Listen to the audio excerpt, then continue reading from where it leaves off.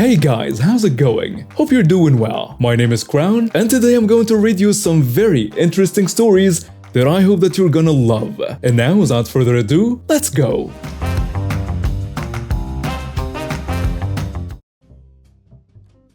This will be a long one. I've been reading all these amazing little gems of revenge stories for a long time, and I just remembered one of my own greatest hits I wanted to share. Some years ago, me and a few friends of mine were living together in this old but really fancy 3-story house.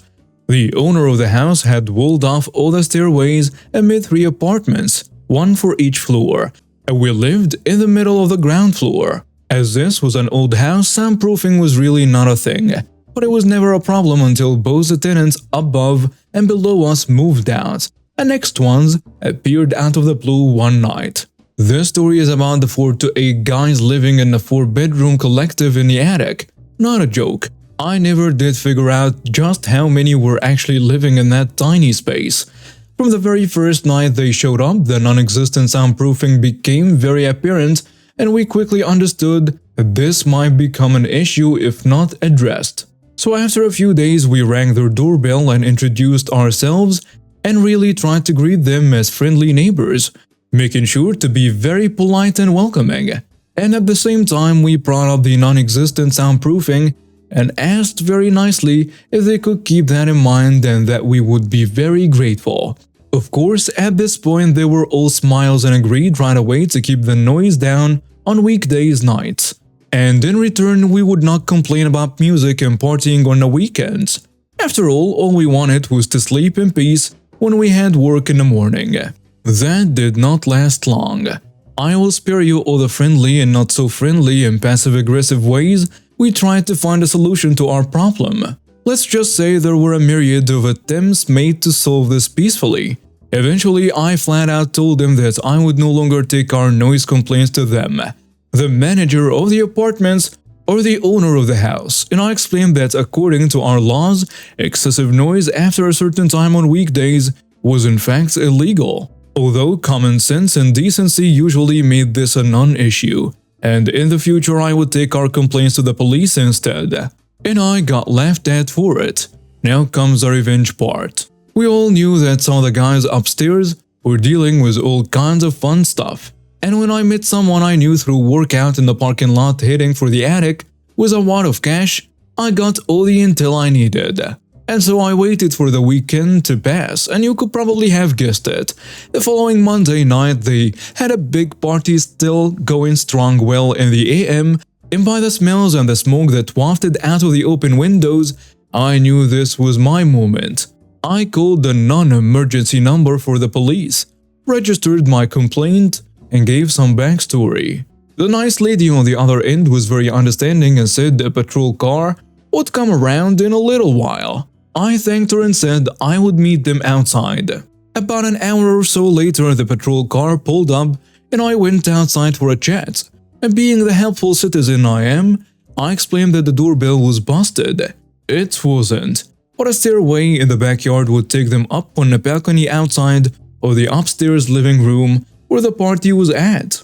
The officer thanked me and I walked back inside our apartment while grinning from ear to ear. I knew what was about to happen, and it was going to be glorious. While I was posted in a window overlooking the parking lot, this night quickly turned into the best sleepless night I have ever had. One of the officers remained by the front door, while 2 more went around the back. Now, I don't know why there were 3 officers in one car. Usually there are only 2, but in a moment you will understand why that was very lucky. The music got turned off a minute or 2 later, and just like as if there was a fire, people, backpacks and other objects started flying out of every door and window all at the same time. I could hear a whole lot of shouting through the floor, and the officer by the front door was literally blocking the doorway, trying to stem the massive flow of people trying to flee the scene. I made sure to take note of where the backpacks and bags that were thrown out landed, where there were tall grass and such, and kept listening, watching and really wishing I had a tub of popcorn. Things calmed down pretty quickly after that, but the officers didn't come back out, so I stayed by the window, and soon another patrol car pulled up, then another, then one of those big ones for transporting uncooperative people. and another big one soon after that. You get the picture. After watching the parade of people in handcuffs disappearing into cars and being driven away, and waiting a bit to make sure everything was over, I went back outside and called over the officer I talked to earlier.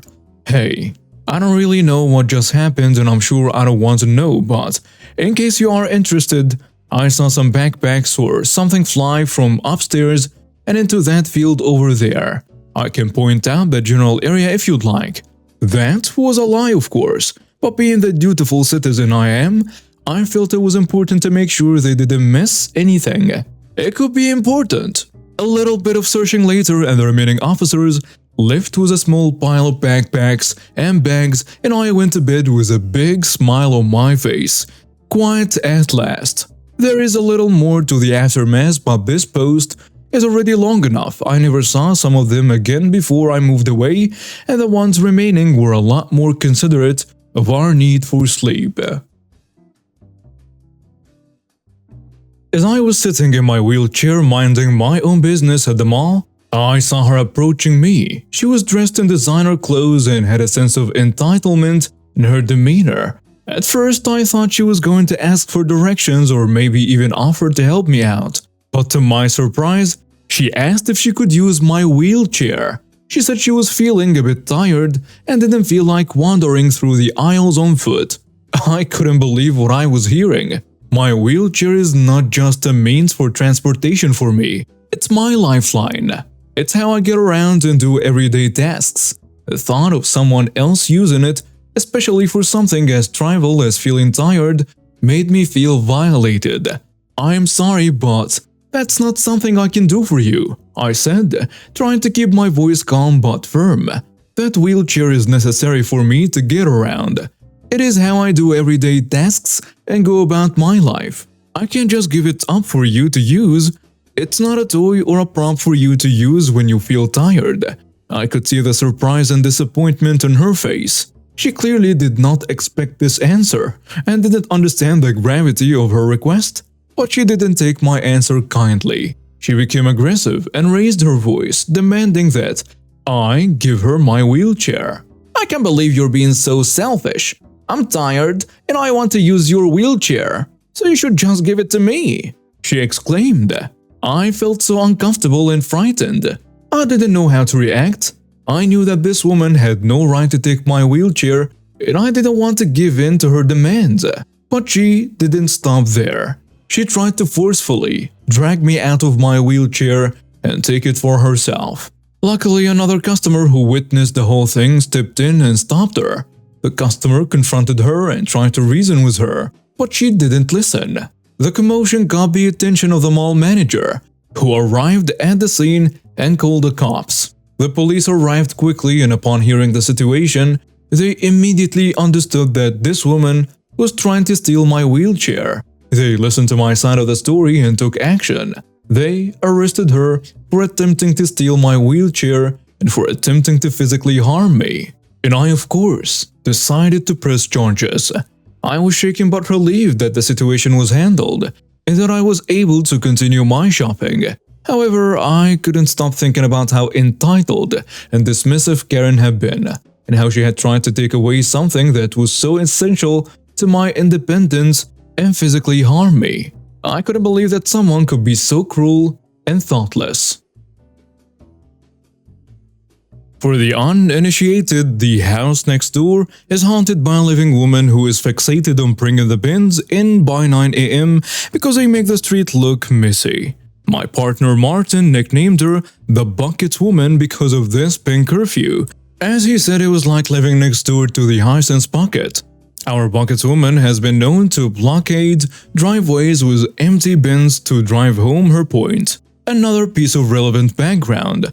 Over the last couple of weeks, I've been having an allergic reaction to something outdoors, so I've been staying inside. Good news is, it's gotten under control and I think we've worked out what plant it is. Bad news is, for Martin anyway, I'm permanently excused from weeding. Since I was staying indoors, I didn't bring any of the bins in. Bucket Woman hovered around, repeatedly checking the bins and getting more frustrated.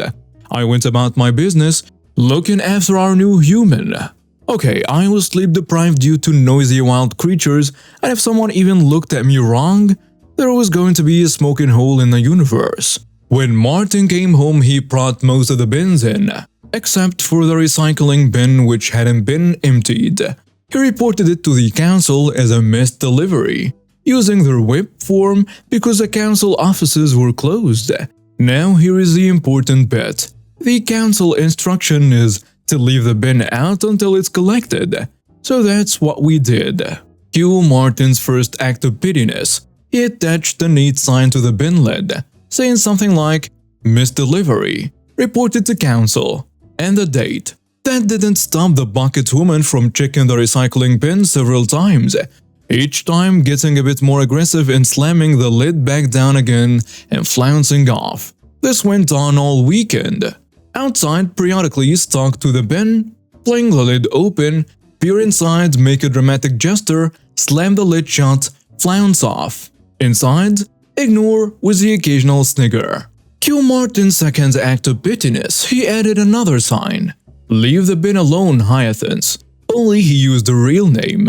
The replacement delivery happened on Monday. I was out, and when I got home I had a tired new human and groceries to wrangle, so I left it. Martin normally deals with any bins out when he gets home, but today he wanted to come inside first and talk about our days, so he left the bin too. We were in the front room when we heard the sound. Martin ran out the front door and down the path, with new human and I following. The bin was lying on its side in the road, and the bucket woman was hopping around on one leg.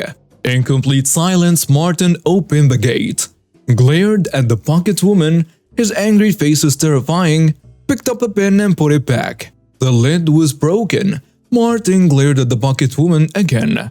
Bucket woman attempted the dignified hopple back next door. Still in silence, Martin went back inside. The new human and I followed.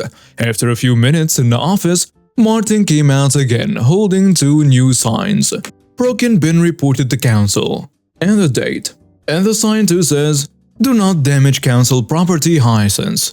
We don't have to leave the broken bin out until it's collected. But we are anyway because we're petty like that. Recycling is collected fortnightly. I have not seen this with my own eyes, but apparently Bucketsy is on crutches.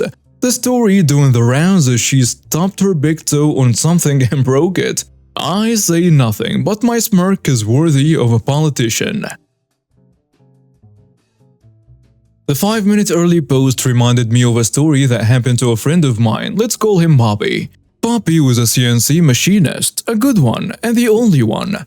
The company he worked for made an intricate product, and his CNC part was crucial. The rest of the product bolted onto it. The finished product sold for tens of thousands of dollars. It took 3 hours to make this piece. Bobby would make 3 a day, and he'd make 1 in the morning, take his coffee break, then make another, and take his lunch break. That ate up about 6 3/4 hours. He'd stay late to make the third parts and make 2 hours overtime. His new foreman turned out to be more than a bit of a jerk. He tried to get Bobby to do other tasks, and Bobby said no, as he needed to monitor the CNC machine during all stages of the cycle. Foreman whined to the plant manager, who told him to back off and leave Bobby alone. One day there was a bad snowstorm, and Bobby was 10 minutes late. The foreman was there to greet him at the time clock with a big grin on his face, holding a demerit slip. Bobby had clocked in a minute late the previous week, and the union rules said that if you were late twice within 14 days, you got 20 demerit points. Bobby and foreman got into a bit of an animated conversation, and the union steward came over and said that Bobby had no choice but to take the demerit hit. So Bobby went to work. His shift was 8 a.m. to 4:30 p.m., but he usually stayed until 6:30 to finish the last part. Not today. At 4:30, he shut the machine down and headed for the door. The next morning, foreman comes over and says that the assembly team is a short part. "Yeah, I know. I'm working on it right now. It'll be done in 2 hours. But they need 3 a day. Why didn't you make 3 of them yesterday?" "Well, because my shift is over at 4:30, and I went home." "What? You stay every night until the third part is finished. Bobby pulled a demerit slip out of his shirt pocket, looked Foreman in the eye and said, "Not anymore." Bobby had done the math. Every week, instead of getting 15 parts, they were getting 10 or 11. Foreman tried to sweep it under the rug, but within a few days, chaos ensued. The assemblers had no core part, and their team went to the plant manager to let him know that production was falling.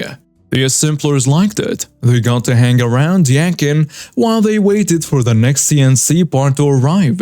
Eventually, there was a meeting with the plant manager, the foreman, the union steward, and Poppy. The foreman tried to throw Poppy under the bus, saying that he refused overtime. The union steward pointed out that, as per the contract, mandatory overtime was only in case of emergencies, and this wasn't an emergency. Bobby had every right to decline the overtime. The foreman lost his temper, started yelling at Bobby and the union steward, and was asked to leave the meeting. The plant manager knew he was screwed and looked at Bobby and asked, "What is it going to take to get you to work the overtime?" Bobby smiled and replied, "As long as this foreman is my supervisor, I won't be working a minute of overtime." And that was the last anyone saw the foreman. By sticking to the contract, Bobby cost the company a handful of parts worth many thousands of dollars and put the company into a position where their lowered production would cost them even more. In perpetuity, Bobby worked a couple of Saturdays to catch up and made double time for those shifts. They hired a new foreman who was explicitly instructed, "Do not, under any circumstances, mess with Bobby." This happened in 2019 when the infamous last season of Game of Thrones came out. Back then I was working an annoying customer service job, and because I was a student at the time, had to work late afternoon/night shifts. The company being permanently understaffed, there were usually 2 people on these type of shifts. In this case, yours truly and the person we'll call Jerkwad, who also worked mostly graveyard shifts. I can write an entire book of stories about Jerkwad that would showcase the reasoning behind this name, but I'll save them for later. The bottom line is this dude barely ever showed up to work, and when he did show up, he would call his friends from the company phones and keep the line busy or just spend all his time eating and watching movies. Besides refusing to work, this guy was also incredibly rude and entitled.